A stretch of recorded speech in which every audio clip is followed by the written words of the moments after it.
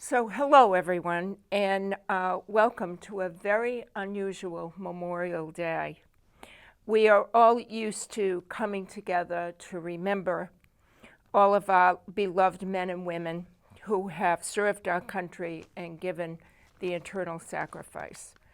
Usually, we join their families and their friends to honor our fallen with wonderful parades and speeches, with remembrances of their service and their sacrifice. And while we still want to honor their sacrifice and service, just a little differently and a little quieter.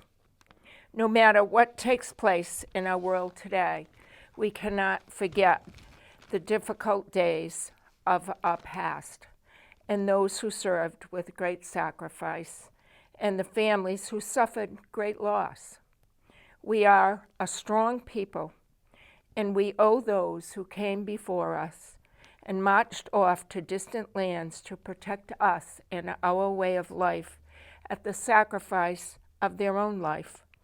Please pray for them and their families as we do for our own during this strange days that we are all struggling with. Stay safe and well, and thank you. During these trying times, North Attleboro Department of Veterans Affairs had decided to conduct the traditional services by the virtual means. A car parade was conducted on Saturday, 23rd of May, with limited local veterans from veteran organizations throughout the town. The town council, Representative Betty Poyer, and the town clerk, Kevin Poyer, participated in this parade. 2 wreaths were laid in honor of our fallen at the cemetery. Although this is not the traditional ceremony that we do every year, it's a small gesture to honor our fallen for a social distance platform.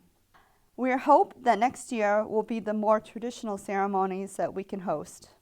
Although we're not able to conduct the traditional ceremonies due to social distancing restrictions, I wanted to say a few words to our families of our fallen and our veteran organizations. Today is the day that we remember those who gave their lives and those who stand ready today to do the same without questions to defend our nation's freedom. For each of these veterans owe the highest regard and respect and honor by assuring them every single year that their sacrifice to this nation is not forgotten. On this day, let us pause and remember for those who paid the ultimate sacrifice to our nation. For without their sacrifice, we would not have this beloved country that we love. Let us also remember the veterans who we've lost since this pandemic has begun. Throughout the country, we have lost thousands of veterans that living in nursing homes across the United States that have died because of complications because of the virus. Today, we want to keep them and their families in our thoughts and prayers.